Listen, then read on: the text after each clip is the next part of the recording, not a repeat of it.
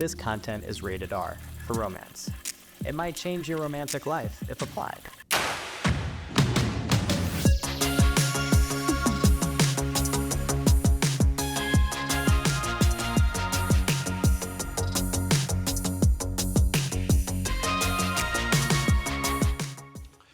Well, what's up, guys? So obviously this is a little different than what we normally do on a Sunday night.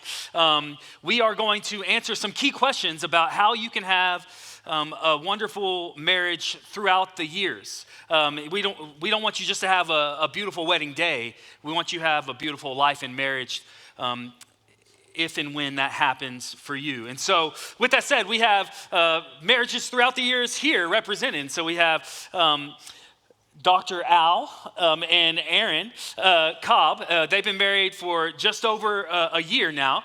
We are heading towards year 15. And this is my better half, Carrie. Everyone agrees that she definitely is the better half. And then we have the man, the myth, the legend himself, Pastor Steve, the lead pastor of our church. And I think his wife actually calls him the man, the myth, the legend at home, right? Is that true? Okay. No, and if it were not for her, I would never get a job. That's and then his better half, Diane McMeans, is here. So, and they've been married 40 years now. And so, actually, I think that your sons did something and your daughter did something to celebrate, didn't they? Like, Yes. share a little bit about what they did to celebrate. Well, everybody dressed up.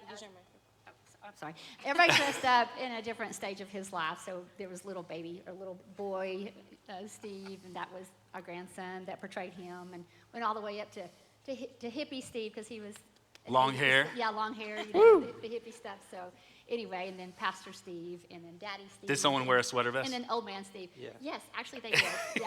Yeah. And then Travis has done that too. So. Fisherman Steve. So it was really cute.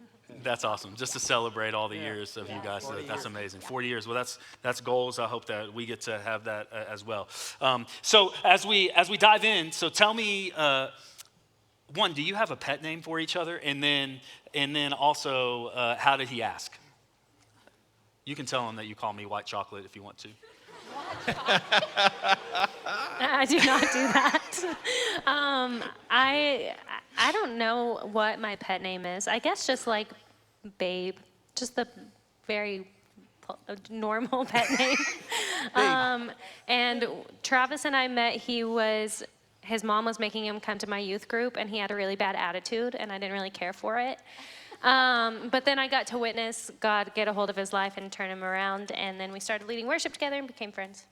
And how did I ask? Oh, I thought you said marry. how did. I'd ask to marry. That's what I'm asking. I thought you Like said how 60 did we. seconds or less. I thought you said how did we meet. He took me to the place where we had our first date, and it was really awkward. And I thought he was going to break up with me. And then at the very end, he said, "Will you marry me?" And I said nothing. But here we are. So I said yes. She Thought I was going to break up. I didn't say anything and the one thing I said was, "Will you close your eyes?" So, He said 60 seconds or less. anyway, so yeah. I feel like we call each other baby or babe. I say sweetheart. I'm from Tennessee. No, you say sweetie. I say, hey, sweetheart. No, he doesn't. That's what the people call me. Yeah, I cut it down to sweetie for time's sake sometimes. Well, and we met at a young adults worship night, and we didn't really know each other too well. I think a couple weeks later, he asked me to go to some antique shops and some old bookstores, and on that day, we bought a puzzle, which he forgot to say this part, but he bought a puzzle, and for the next 3 days... Did he say you were the missing piece? He should have. You should have. But he bought a Really missed puzzle. that. He used that, I think, to come to my house after work for the next 3 days to get to know me better. That's a good hack right there. So y'all started dating, and then 60 seconds or less Just on gotta finish how that puzzle. y'all Yeah, end so up we getting started engaged. dating 4 months later because we were 28, and we were like, we know what we want. Started dating 4 months later? No. Okay. 4 months later, y'all got engaged. We got engaged like 4 months later. Yeah. Yes, that's what I'm saying. We really started dating like that next weekend, and so the 4 months later we got engaged. He set up this whole day for me with my best friends. We went and got coffee, and then I showed up to the nail salon, and like all of my best friends from out of town were there, and they cried when I saw me in the nail salon. It was 9:30 in the morning, and I was like, Oh, I'm getting engaged today. I'm that's with you when now. you knew. Yeah, And that's how when did he I actually know. ask? And then we went to he's friends with somebody who owns a vineyard here, and he set up this whole thing, and I had to walk all the way down this path full of vines, and my favorite flowers are sunflowers, so he had them everywhere. And he washed my feet and told me he wanted to serve me the rest of his life and run after the kingdom with him. And then he proposed, and I said yes, and here we are. Way better than what I did, but hey, it Yeah. worked out. Still Yeah, work. you guys can try to beat about- that. But It gets worse. Well, I call Pet him, names. I call him sweetie or sweetheart. Short Yeah. name, you know. I call her baby. Yeah, yeah. Very southern. And how did he propose, It's Diane? different. This is 60 great. seconds or less on how he proposed. Well, so we were at my grandparents' house. I was living with him at that time. And he said, hey, you want to get married? And I said, maybe take a knee or something romantic? I don't know. Anyway, it was not like the Al story, that's for sure. It's a different personality. And it's I did say generational, yes. probably. Hey, that's okay. That's okay. But I got on both knees, and she said, yes. At that point, you were begging. Still on both knees, right? So how can one know when the person they're dating is the one? How did you know, and when did you know that this is it, this is the one? Well, I had been praying. I was 29 or 28 when we met, 29 got married. I've been praying for a long time. I wanted a wonderful wife, and I met her, and it was set up by her cousins, and I met her, and I saw her, and she was gorgeous, and I was ready to marry her right immediately, but that was very shallow, so we needed to get to know each other a little bit. And I found out how kind she was, how good she was with people. I had been praying for her. She told me she wanted to follow the Lord, and so we just moved together. It's awesome. Yeah, Travis shared a little bit of my story last week. I was single for 10 years, and I spent a lot of that time really serving the church, but then I got to this place where I'm like, okay, I'm really ready for marriage, and so I made this list, and I've talked about this before with some of the girls, but I had a list that I prayed for, and it wasn't what he looked like or anything, but characteristics, and I had made it crazy enough 2 years before Al moved to Lubbock. And so when I started meeting him, and I didn't even remember that I had the list until I realized that, oh, the Lord was reminding me he's all these things. And yeah, I think there were no red flags, which was something that was so unique about Al. Like everything lined up, and we were, I think, so similar, but which I don't know if that's a good thing or not, but it was just really easy. And I think any relationship before that was really hard. And it was forcing a lot of stuff, but with Al, it was easy. Yeah, So- there was No, go ahead. there was a really big comfort level, but I think for myself, I had been in some relationships before, and we would fight all the time. And I'm not one to fight. Like, I don't even remember the last time I was truly angry, but I would always find myself just getting so frustrated because we would fight over and over and over. And so when I moved to Lubbock, I thought to myself, I really want someone who's gentle and who's kind and who is after the same things that I'm after. And that's what I found in Erin. I think throughout the first month of dating, I started to realize these things, how she treated people, how she talked with people. I don't know if you've ever talked with Erin, but it's a good thing she has a microphone because the front row could probably barely hear her. Her decibel level just does not get that high. And I think it gives me a lot of comfort. And so for myself, I think once I realized that, there was another story too. I didn't share this last time, but I asked Erin, as we were doing this puzzle, I was like, so how many kids do you want? And she goes, as many as I can disciple, I guess. And I was like, all right. It's a good answer. Okay, good answer. So I Yeah. think at that point I was like, yeah, let's go ahead and do this. Carrie also is very gentle. Sorry, I didn't mean to almost cut you off. We'll talk about conflict here in a minute. She's also very, very quiet, but I saw the way she loved others and that she cared for people. And also, your voice is beautiful. So I noticed whenever we led worship together is how we started getting to be closer. Yeah, she is very quiet, though. I would agree with that. Actually, what I say about Carrie is that, that Pitch Perfect character, the girl who can only talk in whispers, that's my wife. And so, He's just deaf. and that's probably true as well. And so, But I don't know that I ever really believed in the one. I believe that you kind of like choose, and then you're committed to that person, and they become the one. Sorry. Get choked up thinking about me. So sweet. Yeah. So emotional. But I had a different story. So everyone else met and they were adults. I was 15 when Travis and I started dating. And so I think it took me a little bit longer to know for sure that he was the one I wanted to marry, just because I was scared of getting married because I was 15. But I knew as I saw his character, the way didn't that get he married treated. at 15. No, I was 19 when we got married, which is also young. So, but I saw his character. I saw the way that he loved people, that he wanted to lead people to Jesus, and he also made me laugh. And that was really important to me. So. Yeah, I think that like just key takeaways from like the series that we've been in. Talking about, hey, you want to like pray, ask God, seek God on the kind of character of the person that you want to marry. Be thoughtful. Say, God, is this of you? Look for things that are godly characteristics instead of body character traits of somebody. You want to look at somebody that's actually seeking the Lord, and then wife her up or husband him up, I guess, if that's wife her up is probably a better way to say that. But so with seeking somebody and finding the one, how do you actually keep Jesus at the center of that marriage? How do you keep, as they step into dating and even in dating, how do you keep Jesus at the center of dating and marriage? I think that we sometimes can make it more complicated. We're like, oh, we have to do this really long Bible study and talk about, well, what answer did you get for this question? And we tried that once, and after like a week, I was like, I'm not doing this. This is the worst thing, and I don't know what that She means about me literally as a shut me person. down on trying to lead a couple's Bible study. I was like, I don't want to do this. But I was like, I like to do my own Bible study, and you do yours, and then we'll talk about it. But I want to do it together. But I think in that you find what works as you're both seeking Jesus. So like I'm seeking Jesus, he's seeking Jesus, and we're talking about it. And whatever that looks like for you and how that settles in, praying together, talking about what God's doing in your life. If Jesus is part of your everyday conversation, you're going to talk about him together, and you're going to grow in that. I think it's important to start, like, if you're not spending time with Jesus now in a dating phase, it's almost impossible that it's going to happen naturally in a marriage.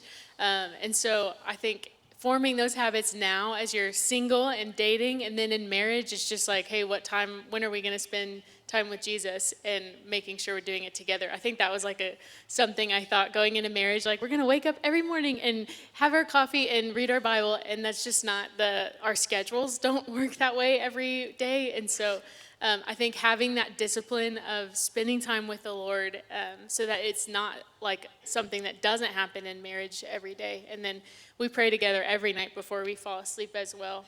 Even if he's out of town, we try to pray. But that is such a foundational part of our marriage as well. Like the old adage, you pray together, you stay together. And I think that's really true in marriage. I think very few people actually do that, though. What would y'all say? Go ahead. Well, I mean, if Christ is your most important thing in your life and your husband the same way, then it's just going to naturally be important in your marriage. And so just developing that your own personal relationship with Christ, and that just carries over in your marriage. I would say one of the things that's uniquely different for our season right now is trying to make sure that I check on her spiritually. How is she doing? And I just assume, because we've been doing this now for 15 years, I assume, oh, everything's good, it's just another day. But then I've been surprised in some of our conversations when it's like, actually, I'm kind of in a spiritually dry season right now, and we'll talk and we'll start to pray through that. But it's easier than you think that to fade away from talking about God whenever you start having a lot of other pieces of the puzzle that you're trying to work through, especially with 3 young kids right now. So, in keeping Jesus at the center of your marriage, it talks about how in Ephesians chapter 5, it talks about how there's a unique responsibility given to the husband. Ephesians 5, verse 21 through 23. And sometimes this is a hot button issue that I'm about to bring up, but I think this is like no girl's favorite Bible verse. Well, except for you, Depends. right? No, but Ephesians 5, 21 through 23, what it says is, submitting to one another out of reverence for Christ. It says, wives, submit to your own husbands as to the Lord. For the husband is the head of the wife, even as Christ is the head of the church, his body, and is himself its Savior. So it's talking about how the marriage is this picture, and Jesus ultimately is our Savior. And then it goes on to talk about how husbands should love their wives as Christ loved the church and laid down his life for the church. And this is the model picture that we're going after. But within that, there's a unique responsibility of, in some way at least, the husband is supposed to be a spiritual leader. What does that actually look like? and how is it that a husband is supposed to be the leader of the home? Whenever I'm reading scripture, I want to, instead of focusing on the verses that talk to my wife, I want to focus on the verses that talk to me. And what it says to me in that passage is I'm supposed to love her like Christ loved the church. He died for the church. So that's what I should be willing to do for my wife. And then I want to, instead of being a dictator that barks out the orders, I want to lead my home by example. And so if I want my home to be godly, I want to be godly. Instead of telling them all the time, of course you have to do some of that too, and especially with your children, but instead of telling everybody, you show them, you lead them by example. Yeah, I would echo that, and I would say that, Carrie, I think the reason women or girls read that verse and they're like, that sounds horrible, it's because they've had a wrong experience of it, or they have a wrong interpretation coming to the text. Absolutely. And so they look at it through the lens of boys who have not matured into manhood and have But they actually, can shave. What's that? Boys that can shave. Yes, boys that can shave. And so I think it's important to take that into account. I think there's an immense amount of comfort that comes when you look at a man who you can say as a woman, I would love for you to lead our family. And I think God has created this order in the universe, and there's so much comfort in that. And I think I would say that I would consider myself the leader of our marriage, the head of our marriage, but I don't think Erin feels oppressed by any means. And I think, and honestly, yes, I'm like, done, yeah. And I would say, instead of that, the headship of Christ to the church allows us to flourish. If we try to become the own head of our own lives, we literally don't flourish. And in the same way, that marriage relationship submitted to Christ and submitted to one another, and understanding that, yes, the male has this responsibility of headship to love his wife, I think that allows both people to flourish into their callings, into their personalities, and into who God's created them to be. So I think there's an immense amount of comfort in that. Yeah, and I think like Jesus, it says Jesus, there's the husband's supposed to love that the way that Jesus loves the church. Jesus was a servant leader.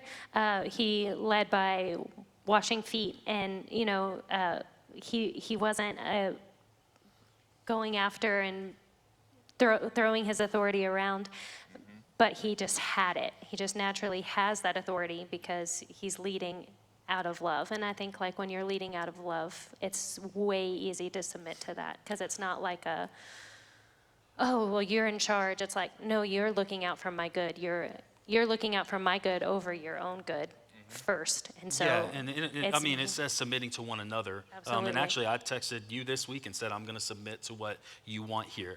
I think I actually gave that language even. We submit to each other in some ways.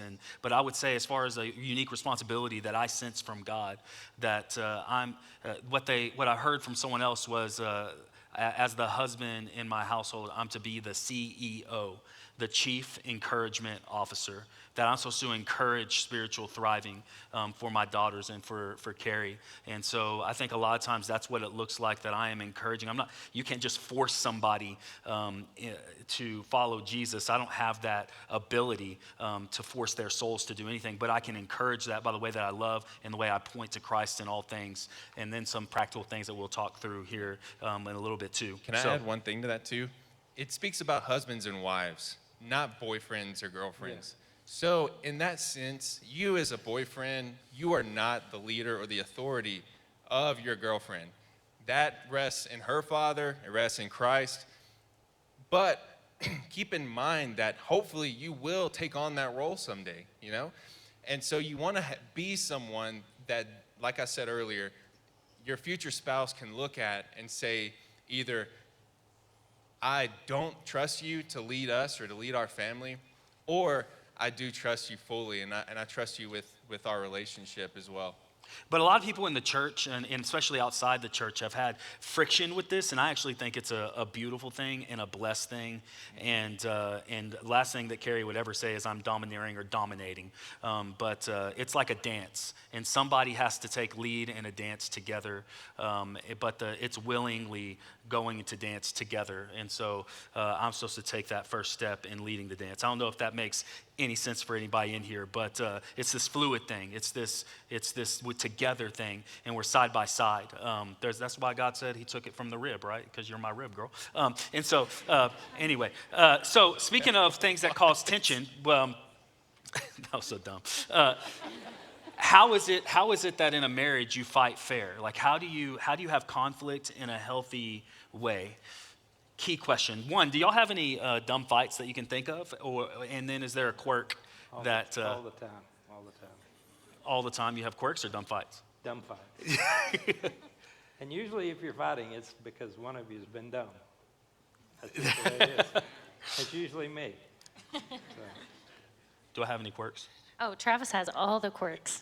But the one that leads to the most conflict is he doesn't know how to put anything up. Nothing. Shoes, keys, phone, jackets don't go on the back of the chair in the kitchen. Like, he just puts everything not up. Drives me crazy. I put it up on the chair. It drives me Absolutely. crazy. No. I put it up on the floor.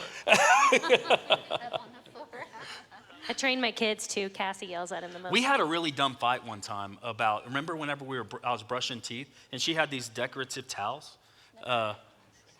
out like on the bathroom or sink counter or whatever, Yeah. and I dripped remember. toothpaste on it, and you go, No, oh my gosh, you dripped toothpaste on that, and I thought No, it was and then hilarious. he laughed at. No, he It was laughed that he funny. did it. He was like, "Ha ha! I got toothpaste on your decorative towel," and that made me mad. It's not how I remember it at all. Two It sides. was really dumb, but it made me furious. But in the small things, the big things, whatever it might be, We worked it out though. How do you fight fair? How do you go about conflict in a healthy way? I think you have to talk about it. That's not something that comes naturally to me. I am always, I just want to like not talk about it and then just hope it goes away. And that doesn't work. You have to work it out. You have to seek resolution, forgive quickly, and don't hold on to things. Yeah, bitterness doesn't seem to just go away. It usually festers Oh, it and gets becomes worse, worse. And things start to pile upon each other, I think, is what happens for a lot of people. Yeah, you have to talk. You have to work it out. So 40 years in. Oh, sorry. Oh, no, all I was going to say was whenever we have any, I think I'm pretty good at when I'm upset, I'll just tell them that upset me. And it's just, communication is something you're taught, like before marriage is like, it's going to be super important. And you're like, don't really know how that applies yet. But when we got into marriage, I was like, oh, I need to tell him right now that I'm upset, or I will think about this for some more hours, and I will keep turning away from him in the bed and then make him, honey, what's wrong? Or sweetie, what's wrong? Yeah, And then will she'll sleep- say what girls say, I'm fine, which can mean I'm fine. anything. It's We're obvious not that you're fine not. if we say Erin's sleeping on like this last portion of the couch of the bed. And I think something's wrong. I'm not sure, but yeah, I would agree. I think it's important to just have the conversation. You always want to be in front of it. You want to talk about things, and if you let it go for months and months and months, and it is gonna eventually blow up in your face, and it allows a root of bitterness to come up, and that's never a good thing. You got to remember that the relationship is more important than being right. Yeah. So 40 years in, It's what's it like for amazing, y'all? Because we've been married for 40 years, and I have asked him for 40 years, honey, what's wrong? Nothing. I mean, it's amazing. I've been his perfect wife, done everything perfect, because nothing's ever wrong. You're pretty perfect. So, no, he doesn't like to argue, and so that's been kind of a struggle in our marriage, is that he does not like to argue, or, he said, I want to argue about it. And y'all are pretty opposite, We're right? not arguing, we're talking about it, and so it's one time I used to try to rattle his cage, and, say things to kind of get him to come back and talk to me, and he said, honey, you need to stop. You're making me mad. And I'm going, ooh, maybe I don't want to make you mad. But Yeah. anyway, so that's been kind of a struggle. I was like, you're a counselor. You counsel people about marriage, and you won't even talk to your wife if there's a problem. So, She told me once we were having a problem, and I was being, wasn't figuring it out, wasn't very bright about it. And she said this to me. She said, and you counsel people? Ouch. And I said, I'll stop. I won't do it. I won't do it or anymore. just start talking about Yeah. things that bother you. But we were very, very, very, very different. We were married 40 and a half years ago. Very different in just about all kinds of ways, except both of us were grounded in Christ. And because we were so different, we had a lot of conflict. And this is something I want to encourage you in. If you get into a marriage and you're starting to have some conflict, and just about everybody does, think back about the old pastor and his wife, that they worked through that conflict. It took us, some time, but we worked through it. We made some compromises, got some things resolved, that sort of thing. And now, after 40 years, it's a really smooth, harmonious marriage. Now, we still have problems once in a while. Just the other night, I said, she was showing me something she was really proud of, and I was all into whatever I was doing. I don't even remember what it was. And she said, "Oh, what do you think about this?" Oh, yeah, that's nice. No, he says it's a waste of time. And it She remembers. It did not. Don't ever tell your wife something was a waste of time that she did. Don't do it. Not good. Well, Not good. and I think y'all, how different, you said last service, y'all are very, very different. How so? Opposites. Opposite. I like the beach. I Likes the mountains. Yeah. She's a spender. I'm a saver. She's more emotional. I'm kind of dead, Even Steven.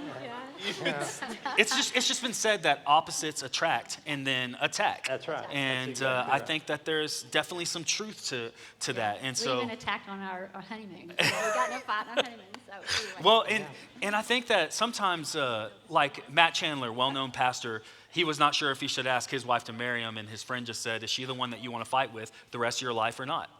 And he was like, "I guess so, yeah."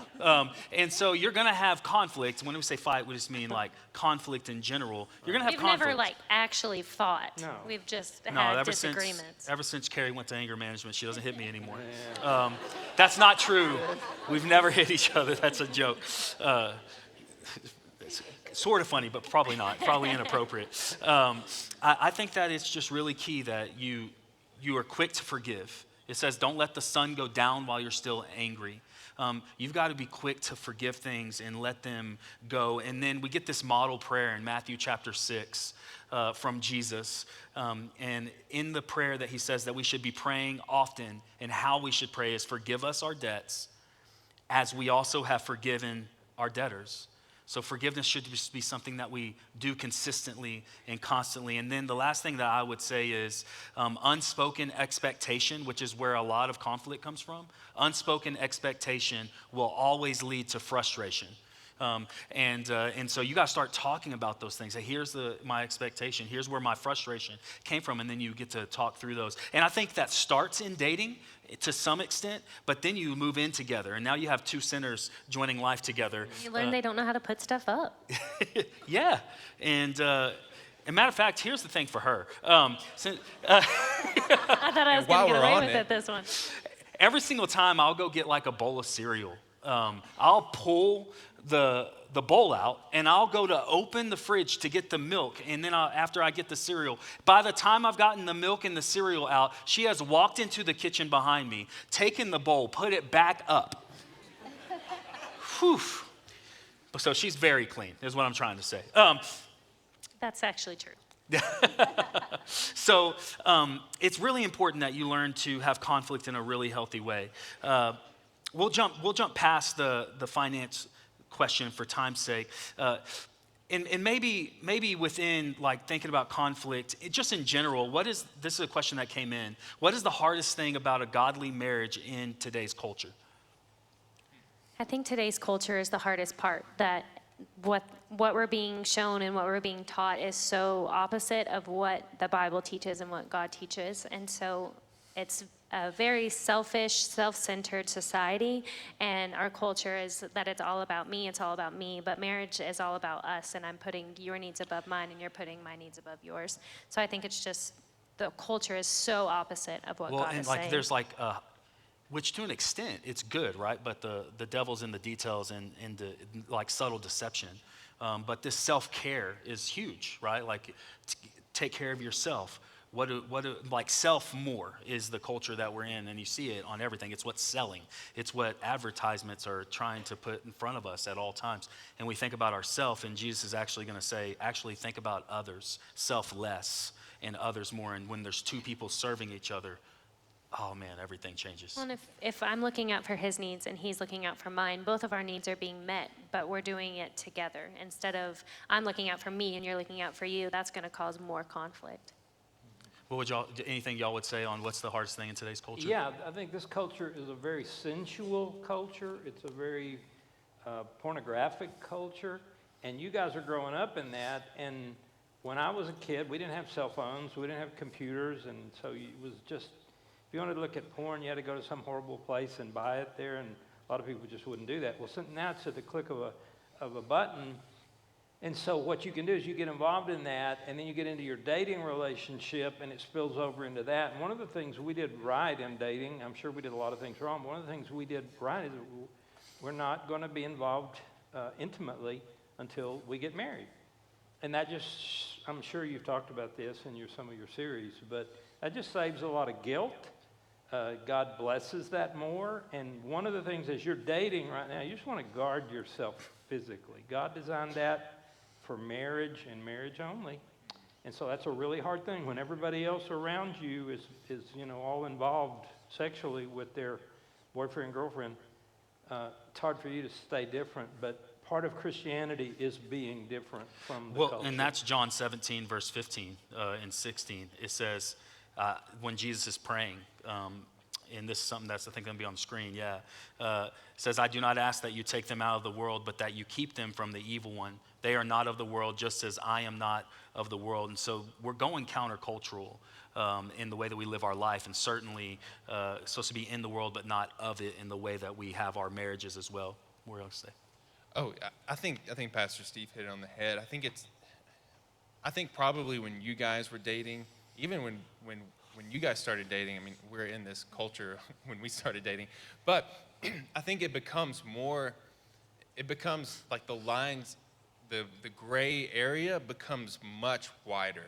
I think people would have told you, like, why are you hanging out at her house at 10 o'clock, And so I think that as our culture becomes more lenient on some things, so, I mean, you could even think, I'm sure that you've either been tempted with or you have just spent the night with your boyfriend or girlfriend. Oh, we're not going to do anything. You know what I mean? I was a college minister at some point, and I've even talked with my buddy who's a college minister at the University of Tennessee. Same thing. He said, everybody wants to do sleepovers nowadays, And I think as the culture continues to progress in one that has more gray areas that are wider, I think we're going to continue to be confronted with, it's okay, we're not going to do anything. But I think that Satan, his biggest attack will continue to be on the family. And it's going to start early on. It's going to start in dating. It's going to start in engagement, and it's going to start throughout the early stages of marriage. Because if he can get you broken and not talking and impure, then it's never going to turn out in a great situation where it's glorifying to God. Well, and then on the flip side, like we're seeking to be a godly marriage. Like right now, I would say, if it was just for you right now, Travis, Carrie, what's the thing that could pull you away, where you just drift from God? And what's the most difficult thing trying to follow Jesus in this culture? I would say busyness. Busyness is something, it's been said that busy stands for B-U-S-Y, being under Satan's yoke. And because when you're busy, you drift, and man, we're busy, like we're in the season of life. Like, how many of our kids got sick this weekend? All of them. Yeah, and so like multiple times. Yeah, and so we got busy with just that, and then we get busy with going to basketball. We got a robotics kid. Got to go to robotics club. She's smart. But busyness can pull you away from God very, very quick. And I think a lot of us, what's the normal thing whenever someone says, how are you doing? Busy. I'm just busy. And it's kind of like we need to check our heart there, because busyness could keep us from really seeking God. My dad used to always say, if the devil can't make you bad, he'll make you busy, and he'll just distract you. That's what he's going to do. And then how many of if you think about your own life, if there's a season where you would go, I wasn't living for the Lord in that season, did it start with a drift, that things just got kind of crazy in that season, and so God was put on the back burner? A lot of times that's the story. And so that's, I think, really, really, really key. There's a lot of things that are tough about trying to see God in today's culture, but Christ says he wants us to be in the world and not of it, and it's possible to do both of those things. But you don't do those things on accident. You got to choose to be purposeful about how you're going to live your life. And I would say that starts as a single, by the way. And within that, within busyness, I think it's really tough to maintain godly community for a lot of people that get married. And so how important would y'all say godly community is in marriage? And then how does that show itself when you are married? How does that apply? Community is super vital for our marriage. It's so important that we have other believers around us who watch our life and know us and love us and will stir us up to good things in Christ and encourage us, especially through all stages of life. So community is vital for us. Do y'all have, so is that something that y'all put on the schedule, or how does it? Yeah, we have, we try to have Friday night dinners or even Saturday morning brunch or something. Whatever works best. With friends. Yeah, some of our friends have kids, so it's we don't have kids yet. So they're like, we have to be home at 7. And I'm like, that's prime time for We'll make it work. Yeah, we'll make it work, but yeah. I think it's extremely important. You want to have a group of people that you're growing closer in Christ with, and somebody that keep you accountable. Even in dating, I see it, and even in myself, when I was younger dating, Erin and I completely dated in community. We were going on group dates. We were hanging out with her roommates. We were... To the point where Al was like, can I please stop meeting people? Yeah. Erin, I had to meet 35 couples when I was like, we're going to go dinner. And it was probably 2 times a week forever. And so we met her whole community, and they had the opportunity to meet me. They had the opportunity to tell her, hey, that's a bad guy, or yes, go ahead and do that. So I think it's important because sometimes you'll get into something and you won't see the red flags. But if you isolate yourself, you will never have anybody show you should not marry that person. That, and then just within marriage is so crucial. But I'm an introvert actually at heart. Like when COVID hit, I hope this doesn't hit weird, but maybe someone else in here feels this too. When COVID hit, I was like, it actually was kind of awesome because I just got to stay home and chill. Not the people getting sick part. People getting sick was not great, but being isolated and having to stay home with Carrie and the kids and just being there, I thrived in that. I felt like, but I need friends. I need community. It's something that's absolutely necessary at the same time. And so it doesn't matter what I'm trying to say. It doesn't matter if you are extroverted or introverted. You need godly community. It doesn't matter necessarily the size of your community. So Travis is more introverted. So just he just has a couple of really close community friends that he needs. And so it might be that, your community might be that, or it might be like Erin had 35 in her inner circle. And I'm thankful that I was included in that, So, but I think you find your community and you have to make it a priority to stay plugged in. Even when it's hard, when you have to wake up early on a Saturday to squeeze in time together, you have to make community a And then, priority. We have 2 more questions for time's sake. This is one that I was probably most excited for you guys to hear from us on, and it's this. What does it look like to love your spouse in sickness and in health? That's a classic line from our wedding vows that many of us say. We've heard love your spouse in sickness and in health. How does that look in life? Okay.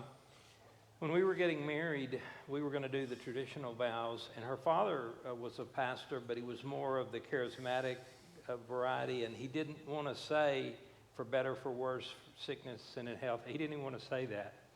And so we didn't have that as part of our vows. But as we were leaving a post where we got married, and we were headed for our honeymoon in Colorado, we were just driving along, and I said, I want to make a vow to you.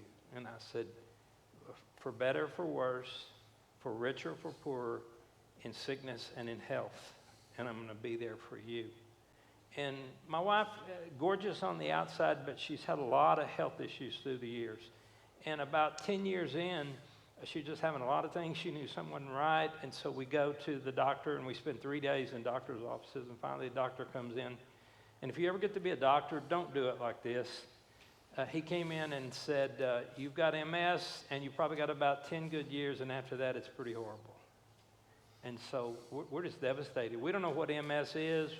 We got 3 little kids. We don't know what we're going to do, what in the world's going to happen. But for me, I had made those vows to my wife and other vows as well. I'd made those vows to my wife, and for me to break those vows, I'm a liar.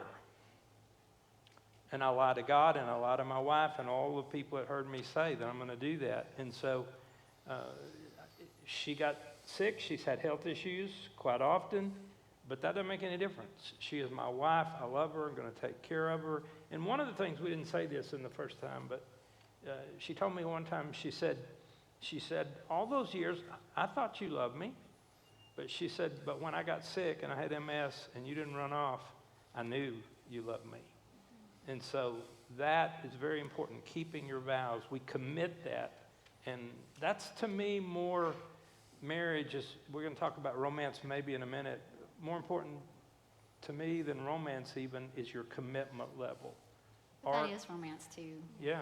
When your spouse loves you, when you're having physical problems. I mean, to me, that is very romantic, that your husband's willing to lay his life down and willing to sell a house or whatever needs to happen so that we can pay for medical bills and stuff. That wasn't a for instance, by the way. He actually did sell their house to help pay for the medicine. The medicine. Yeah. And I think the safety in that is beautiful. I know when we got married, we were both healthy at the time and young, and you say that in sickness and in health, and I meant it, but I thought there was going to be a lot more health than there has been. Like he said, this week, even in the last 10 days, we've had at our house two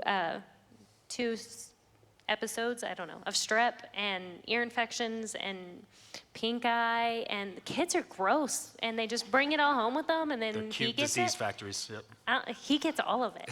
And so I didn't realize how much we would actually be in sickness. And then whenever when the anxiety hit and he started having those things, I remember just feeling for him and not knowing how to support, but just wanting to support and praying and trying to do anything that I could to let him know he wasn't alone in that. And, I think that, he says it helped.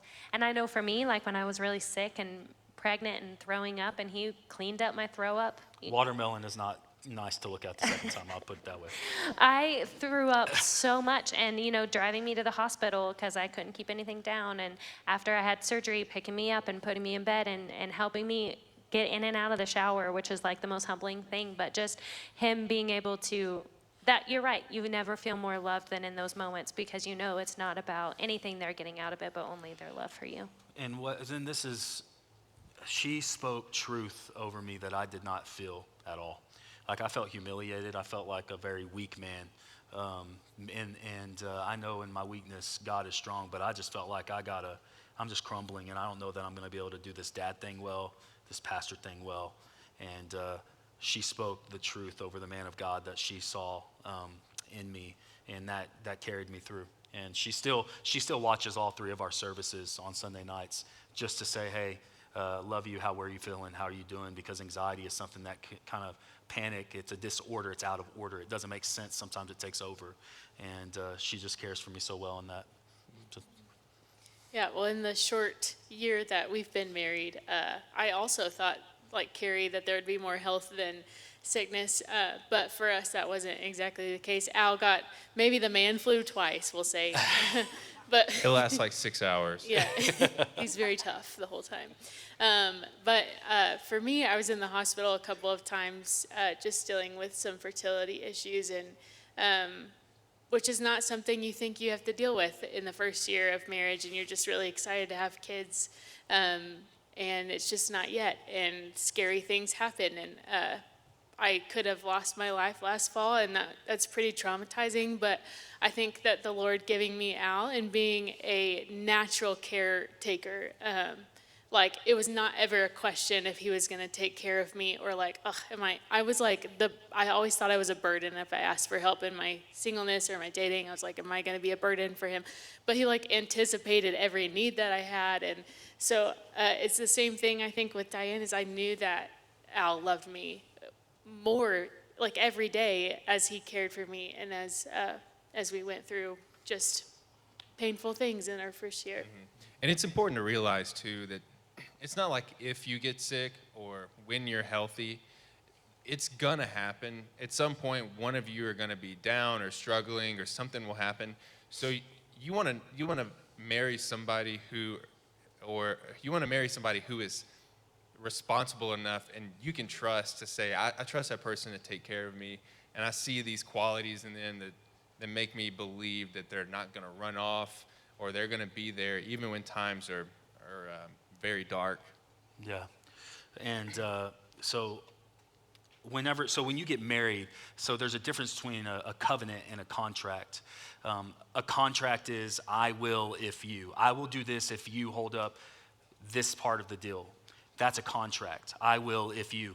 Covenant is, I will, period. I'm here and I'm here to stay. And whenever you love each other through the ups and the downs and through it all, through the tensions, through the arguments that you have to work through sickness, through health, all of it, you see, well, this person's really here. And as Jesus holds us together, we're thriving because we are committed. It's a done deal. We're not going anywhere. And that's the kind of love that you want. That's the kind of love that you crave. And I think you're going to have an opportunity, guaranteed, as you said, to love through sickness, not just through health. And that's actually, in its own weird way, an honor. Now, on the total opposite, here's how we'll close on an up note, potentially. How do you keep romance alive throughout the years? I'm glad I just asked the question, and I'll tell y'all what I said to the last group. I was like, what does it actually look like when you have romance through the years? And I was like, wrong way to ask that. You don't need to ask what it looks like. But how do you keep romance alive throughout the years? Now, here's the thing about year one people. So I was a year one person. Like year one, you're like, yeah, you just like, what? Lots. You just have lots of sex, right? And this kind of like, not that I'm trying to speak for y'all, but you're like, yeah, that's very normal. You don't have kids or anything yet. And then you start to have babies. And it gets like, we were hanging out. No, she's like, don't say anything. And this week, we had two of our kids. One was screaming at the door. The other one was knocking on the door. And yeah, I was really frustrated. I'll put it that way. And somehow he made it worse than the first service. He did not say any of this in the last service, so How do you keep romance alive throughout the years? I can't do anything after all that. I can't even think after that.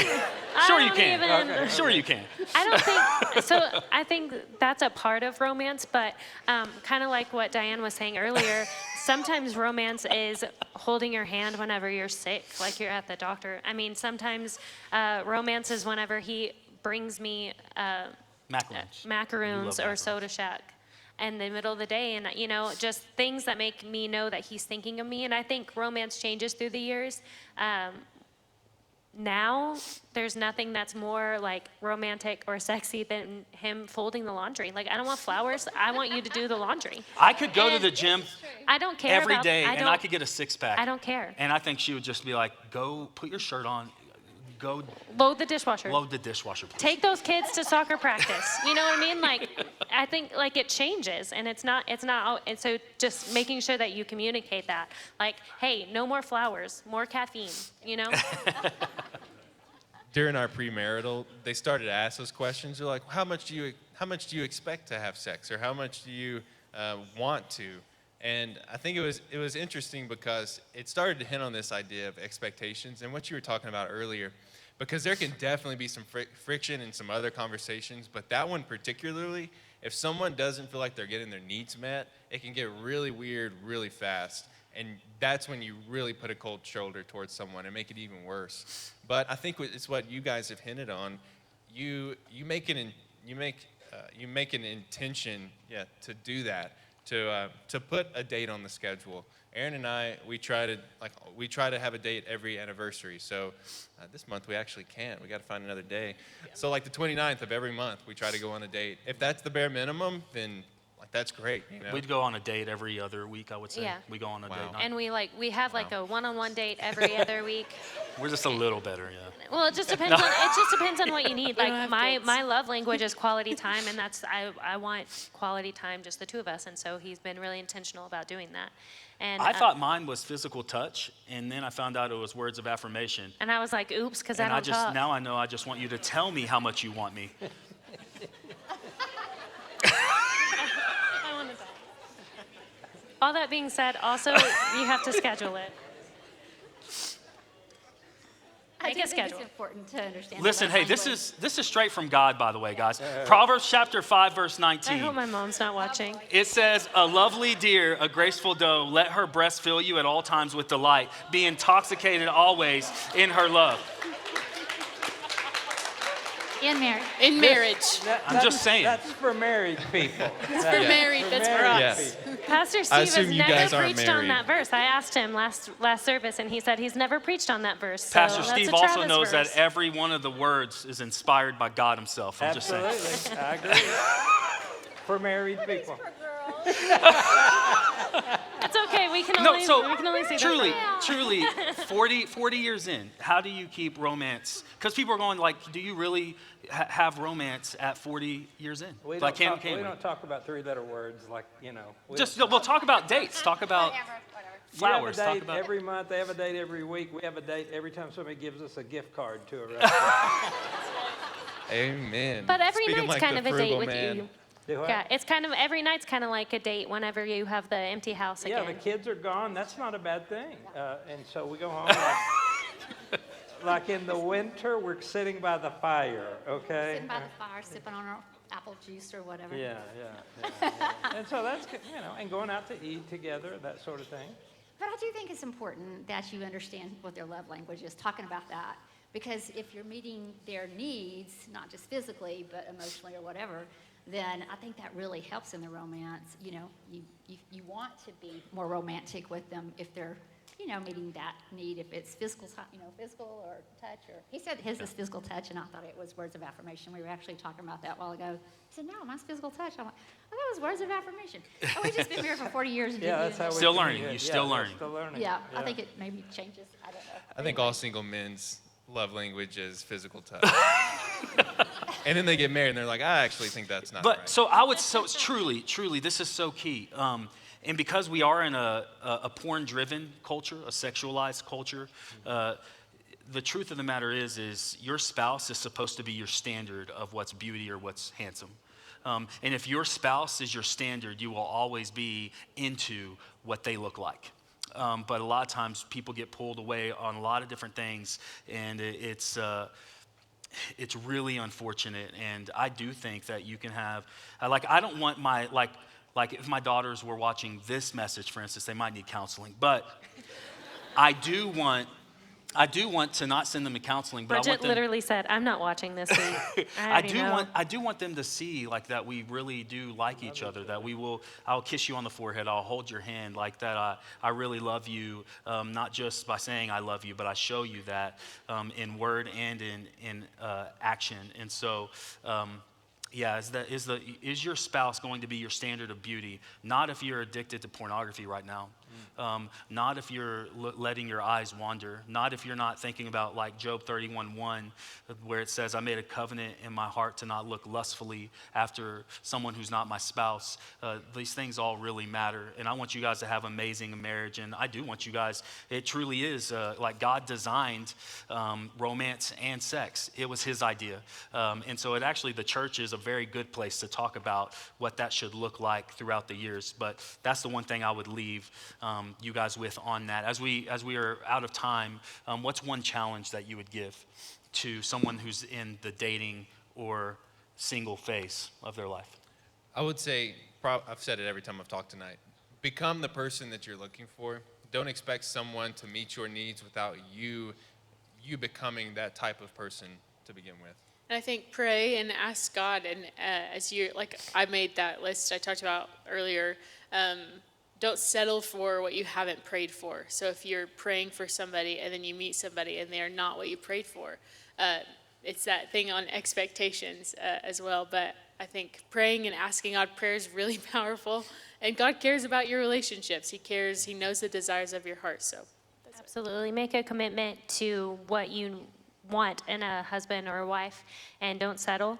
It's better to be single than to marry the wrong person. And you're going to marry the type of person that you date. So don't waste your time dating somebody who's going to pull you further from Jesus. Only date people who are going to pull you closer to Jesus. Then whether you marry or don't, either way, you're closer to Jesus. Final word from you guys. Marry someone that walks what they talk. And that's one thing that I noticed about Steve when we were dating is he really did that. He still does it even today, Awesome. So. Well, Kim, go ahead. I would say to all of you, build your house. You build your house on the rock. Build your life on Christ. And then you find somebody else who's also building their life on Christ. And then you join together with them and you build an incredible mansion together. It's on Christ. Yeah. Well, hey, guys, can we thank them for joining us tonight?